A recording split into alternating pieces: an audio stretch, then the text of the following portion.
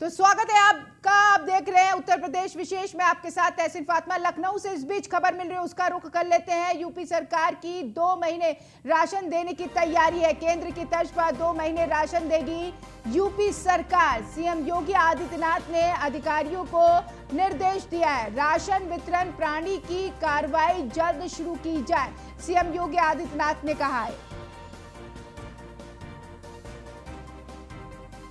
इस दौरान जिस गरीब बेसहारा को रोजी रोटी का संकट पड़ रहा है, अब उसका सहारा सरकार बनेगी। केंद्र की तर्ज पर अब यूपी सरकार भी 2 महीने का राशन उन गरीब बेसहारा को देगी। इसके लिए सीएम योगी आदित्यनाथ ने आदेश जारी कर दिया है। इस प्रणाली की प्रक्रिया जल्द शुरू की जाए। राशन वितरण प्रणाली की प्रक्रिया जल्द शुरू की जाए। सीएम योगी आदित्यनाथ ने कहा, अब तमाम लोगों को जिनकी रोजी रोटी पर संकट आ गए, जो 2 जून की रोटी कमाते थे, रोज नाइट कर्फ्यू की वजह से और वीकेंड कर्फ्यू की वजह से वो कमा नहीं पा रहे हैं, तो उनके लिए अब सरकार सहारा बन रही है। उत्तर प्रदेश सरकार ने एक और पहल की है और ऐसे में ये कहा है कि अब 2 महीने का राशन सरकार देगी उन तमाम गरीबों को। एसके वाजपेयी लाइव जुड़ गया इस खबर पर जानकारी के साथ। एसके वाजपेयी, हर तमाम इंतजाम के साथ साथ अब राशन वितरण की भी प्रणाली शुरू होगी उत्तर प्रदेश में। बिल्कुल निश्चित है, क्योंकि अब बहुत सारे ऐसे लोग हैं जो मजदूर हैं, श्रमिक हैं, कामगार हैं, जो कहीं ना कहीं काम कर रहे थे। बहुत सारे ऐसे लोग भी इसमें हैं जो दूसरे प्रदेशों में थे, लेकिन लॉकडाउन, चाहे वो दिल्ली हो, महाराष्ट्र हो, लॉकडाउन होने के बाद वो अपने गांव घर वापस आ गए। ऐसे में उनके सामने रोजी रोटी का संकट है, क्योंकि उनके पास कोई काम नहीं है और काम सभी जगह बंद चल रहा है। 2 दिन हफ्ते में पूर्ण लॉकडाउन है, उसके अलावा रात्रि लॉकडाउन चल रहा है। तो ऐसे लोगों को योगी सरकार अब 2 महीने का राशन उपलब्ध कराने जा रही। केंद्र की तर्ज पर उत्तर प्रदेश सरकार की तरफ से भी 2 महीने का राशन ऐसे गरीबों जो गरीबी रेखा के नीचे जीवन यापन कर रहे हैं, ऐसे सभी परिवारों को दिया जाएगा। साथ ही साथ ऐसे कामगार, मजदूर, श्रमिक जो कहीं ना कहीं काम कर रहे थे और जिनका काम चला गया है, उनके पास इस समय कोई रोजगार नहीं है, ऐसे लोग भी इस सूची में शामिल किए जाएंगे। साथ ही साथ ऐसे परिवार भी सूची में होंगे जिनके घर में कहीं ना कहीं जो कमाने वाला व्यक्ति था वो बीमार है या ऐसी स्थिति में है जहां से वो अपना प्रतिदिन का जो खाद्यान्न है नहीं जुटा पा रहा है, उन परिवारों को भी सूची में शामिल किया जाएगा। सीएम योगी आदित्यनाथ ने अधिकारियों को निर्देश दे दिए हैं कि वो सभी इस व्यवस्था के लिए अपना दिशा निर्देश आगे बढ़ाएं और लगातार इस दिशा में प्रयास को पूरा करें, ताकि ऐसे लोगों को इस श्रेणी में शामिल किया जाए, ताकि उनके सामने कहीं भी खाद्यान्न का संकट न खड़ा हो। उत्तर प्रदेश सरकार ऐसे लोगों को गेहूं, चावल जैसा खाद्यान्न उपलब्ध कराएगी, ताकि इन लोगों के सामने रोजी रोटी के जाने के बावजूद भी खाने का कोई संकट ना हो। तो निश्चित है कि उत्तर प्रदेश सरकार अब लॉकडाउन के बाद यह दूसरा मौका होगा जब पूरे प्रदेश भर में बृहद पैमाने पर यह अभियान चलाने जा रही है, जिसमें 2 महीने का राशन ऐसे लोगों को देने की योजना उत्तर प्रदेश सरकार की है। जी, राशन वितरण प्रणाली की कार्रवाई कब से शुरू कर दी जाएगी? बिल्कुल निश्चित है, क्योंकि 29 तारीख को उत्तर प्रदेश में चौथे और अंतिम चरण का पंचायत चुनाव होना है। 29 अप्रैल के बाद ये व्यवस्था पूरे प्रदेश भर में लागू हो जाएगी और ऐसे परिवारों का चिन्हीकरण करने के निर्देश मुख्यमंत्री की तरफ से दिए जा चुके हैं। तो निश्चित है कि इसी बीच में ये प्रक्रिया पूरी कर ली जाएगी, जिसके बाद 29 अप्रैल को अंतिम चरण का मतदान होने के बाद 30 तारीख से ये प्रक्रिया शुरू होगी, जिसके बाद ऐसे परिवारों को खाद्यान्न 1 मई से लेकर मई और जून महीने का खाद्यान्न इस दौरान दिया जाना है, जिसको लेकर अफसर अब तैयारी में जुट गए हैं, क्योंकि मुख्यमंत्री योगी आदित्यनाथ की तरफ से आज ही की टीम 11 की बैठक के दौरान अफसरों को यह निर्देश जारी किए गए हैं। जी, लेकिन ये राशन कैसे दिया जाएगा गरीबों को, मजदूरों को, श्रमिकों को? बिल्कुल, ये राशन उनको अपने स्थानीय कोटे से मिलेगा, जहां से उनको अभी तक राशन मिल रहा था, जहां से अपने राशन कार्ड के जरिए से अपना राशन पा रहे थे। हालांकि इस राशन के लिए उनको मामूली पैसा देना होता था, लेकिन अब उत्तर प्रदेश सरकार की तरफ से जो राशन ये वितरित किया जाएगा, ये पूर्णतः निःशुल्क होगा, जिसमें जो निर्धारित खाद्यान्न है, जिसमें गेहूं और चावल, जिसमें 3 किलो गेहूं और 2 किलो खाद्यान्न प्रति यूनिट प्रति व्यक्ति तय है, वो इस दौरान कोटेदारों के पास से दिया जाएगा, जहां अपने निर्धारित राशन दुकान से कोई भी व्यक्ति ये राशन प्राप्त कर सकता है, जो कि इस श्रेणी में आता है, जिस श्रेणी को उत्तर प्रदेश सरकार ये व्यवस्था देने जा रही है। जी, चलिए, इसके बाद में बहुत शुक्रिया तमाम जानकारी के लिए। तो वहीं कोरोना की रोकथाम के लिए यहाँ पर सीएम योगी आदित्यनाथ लगातार प्रयास भी कर रहे हैं और ऐसे में कोरोना की रोकथाम के लिए सीएम योगी आदित्यनाथ ने अफसरों के साथ समीक्षा बैठक की है। इस दौरान सीएम योगी आदित्यनाथ ने अधिकारियों को निर्देश भी दिया है कि सभी जिलों के डीएम कोविड अस्पतालों के लिए सेक्टर प्राणी लागू करें। साथ ही सभी जनपदों में बेड की संख्या दोगुनी की जाए।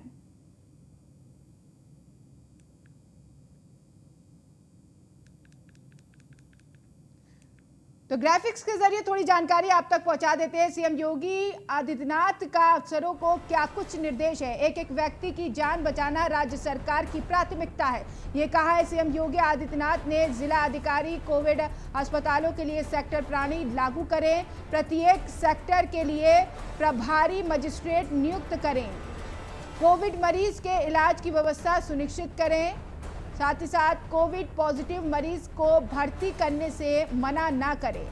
सरकारी या निजी हॉस्पिटल मरीज भुगतान करने में सक्षम नहीं तो राज्य सरकार इलाज का भुगतान करेगी। उपचार के अभाव में किसी भी मरीज को कोई नुकसान नहीं होना चाहिए, ये तमाम निर्देश दिए हैं। सभी जनपदों में बेड की संख्या दोगुनी की जाए। सीएम योगी आदित्यनाथ ने कहा सभी डीएम और मुख्य चिकित्सा अधिकारी डिस्चार्ज पॉलिसी को तुरंत लागू करें।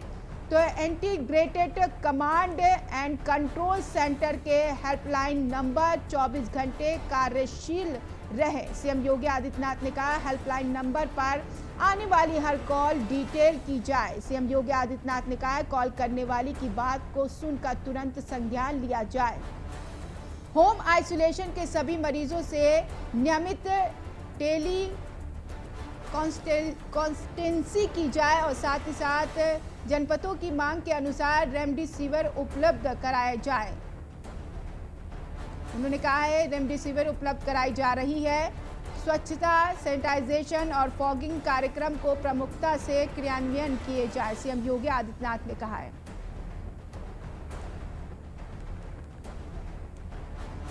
तो इस बीच हाथरस से खबर मिल रही है। न्यूज़ वन इंडिया की खबर का बड़ा असर हुआ है। शराब कांड में एक दरोगा, एक सिपाही पर गाज गिरी है।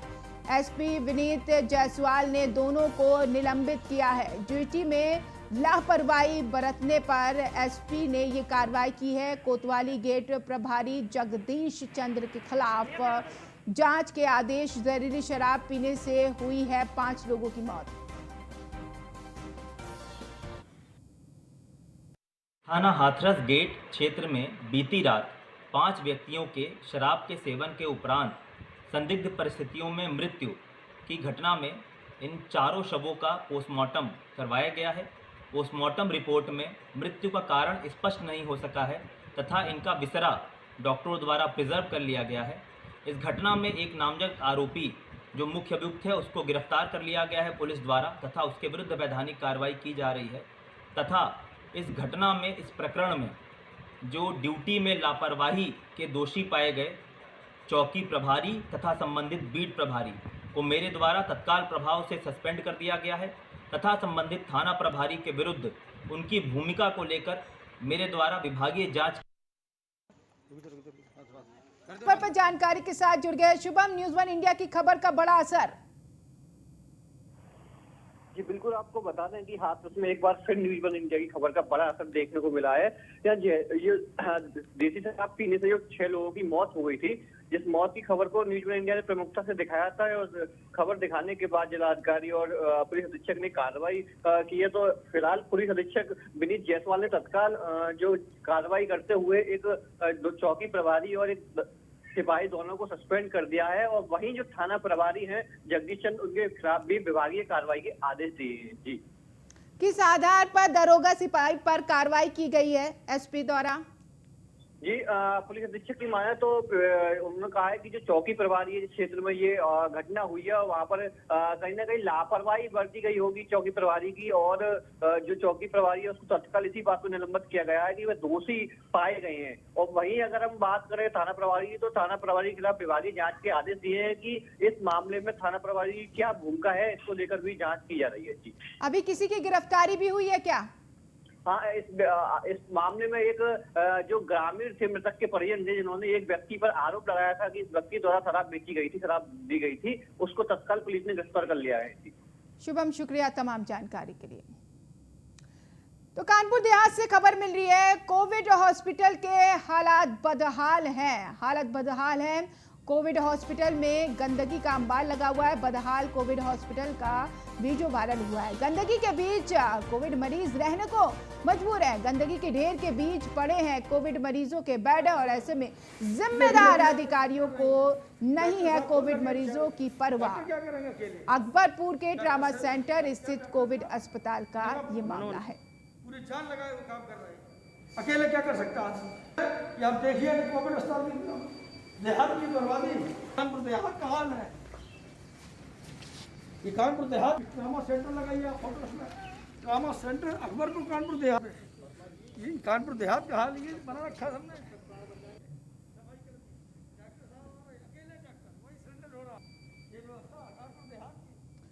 तो अगली खबर जौनपुर से है। दरअसल शाहगंज सीएससी में स्वास्थ्य सुविधाएं बदहाल हैं। इलाज के लिए घंटों तड़पती रही बीमार महिला। परिजनों ने अस्पताल प्रशासन पर आरोप लगाया है। बीमार महिला को देखने नहीं आया कोई डॉक्टर। न्यूज़ वन इंडिया की टीम के पहुंचने पर एक्शन में प्रशासन आया है। आनन फानन में शुरू किया गया महिला का इलाज। सीने में दर्द और सांस की परेशानी से ग्रसित है महिला।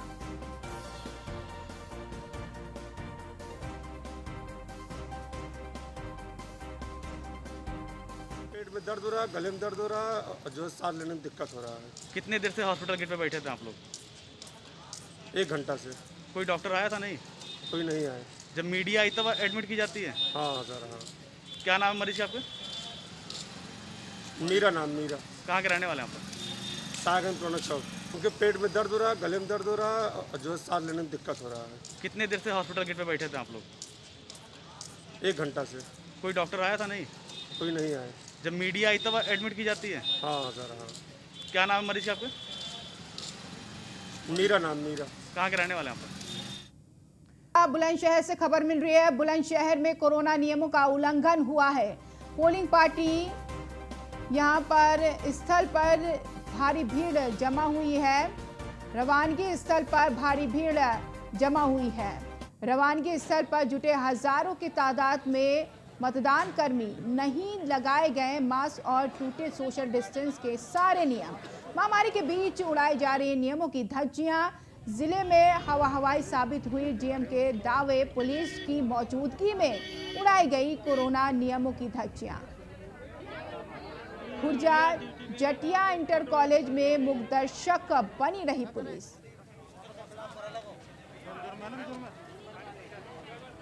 तो जमकर कोरोना के नियमों की धज्जियां उड़ाई गई। है तस्वीर आपके सामने। कोई सोशल डिस्टेंस नहीं, किसी के चेहरे पे मास्क है, किसी के चेहरे पे मास्क नहीं। सारे दावे हवाई साबित हो रहे हैं इस तस्वीर को देखने के बाद। पोलिंग पार्टी रवानगी स्थल पर ये तस्वीर आपके सामने, जहां पर जरा सा भी नियमों का पालन नहीं हो रहा है। कोरोना चल रहा है और ऐसे में बहुत जगह धारा 144 भी लगी हुई है। नाइट कर्फ्यू भी लगा हुआ है, वीकेंड लॉकडाउन भी लगा हुआ है। और तो और ये भी कहा गया है कि बेवजह भीड़ एकत्रित ना करें, लेकिन ऐसे आलम देखने को मिल जाते हैं। रवानगी स्थल पर जुटे हजारों की तादाद में मतदान कर्मी। जरा सा भी पुलिस नियमों का पालन नहीं करा रही। बुलंदशहर की ये तस्वीर है, जहां पर हजारों की तादाद में लोग देखिए एकत्रित हैं, लेकिन नियमों का पालन कराने के लिए पुलिस प्रशासन नहीं नजर आ रहा है। मूक दर्शक बनी रही पुलिस प्रशासन।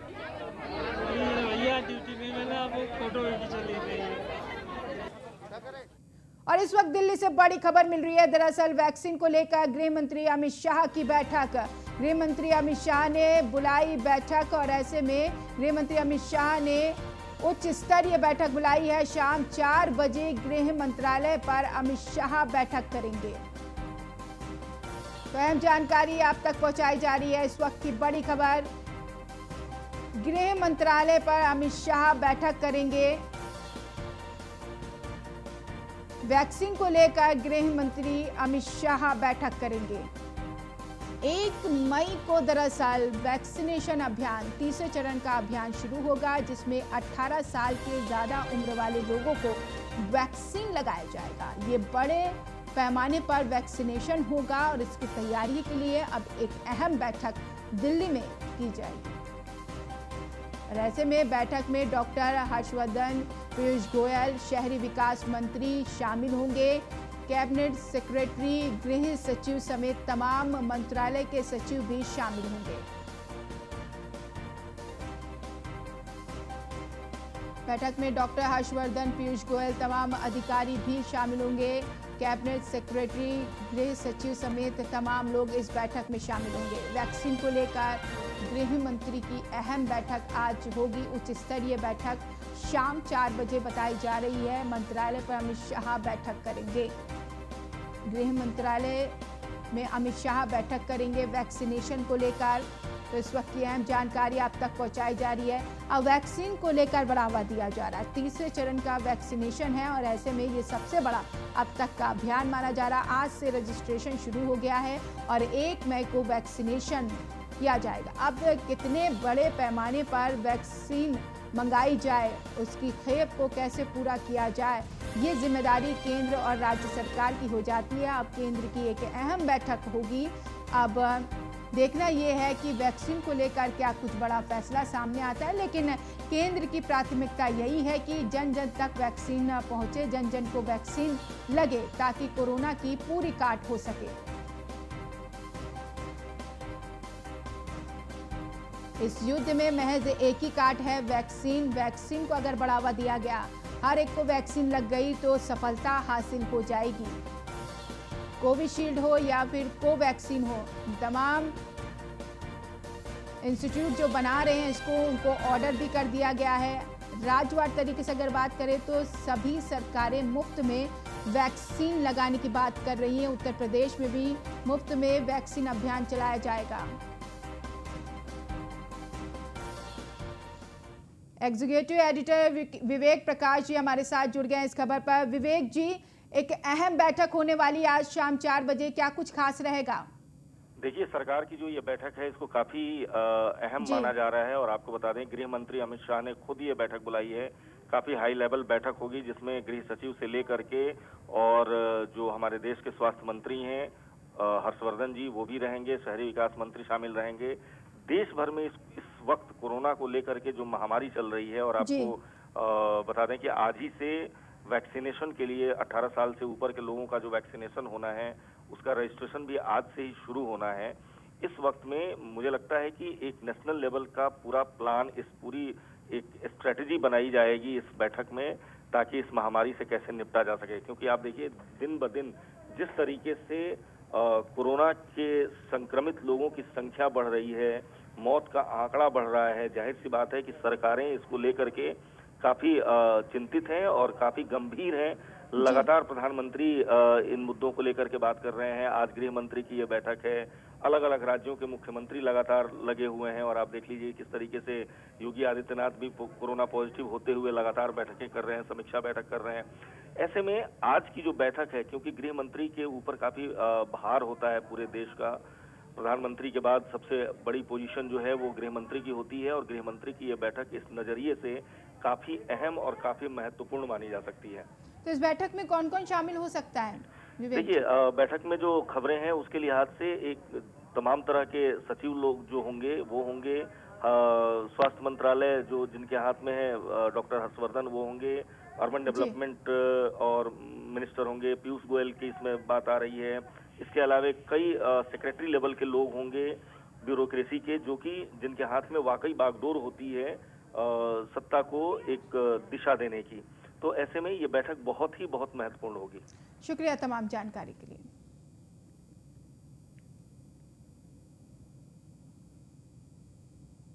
और इस बीच नोएडा से खबर मिल रही है, डीसीपी राजेश एस ने पुलिस कर्मियों के बीच उनको हिदायत दी है। कोरोना काल के संकट में ड्यूटी के दौरान सावधान रहने की हिदायत दी है। डीसीपी ने पुलिस कर्मियों को मास्क भी बांटे हैं, सैनिटाइजर भी बांटे हैं। पुलिस कर्मियों से फेस शील्ड लगाने, मास्क पहनने की बात कही है। संक्रमण से बचकर ड्यूटी करने की सलाह दी है। डीएनडी टोल प्लाजा पहुंचे डीसीपी, पुलिस कर्मियों के लिए उपलब्ध सुरक्षा किट का भी जायजा लिया।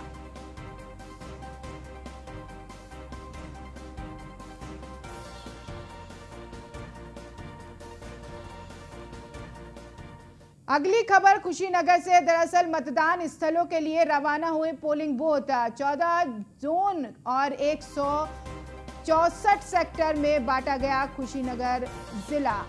सभी 14 ब्लॉक से रवाना हुए पोलिंग पार्टियां मतदान के लिए 19,832 कर्मी नियुक्त किए गए हैं। दिल्ली में बनाए गए 1,523 मतदान केंद्र और 4,131 मतदेय स्थल।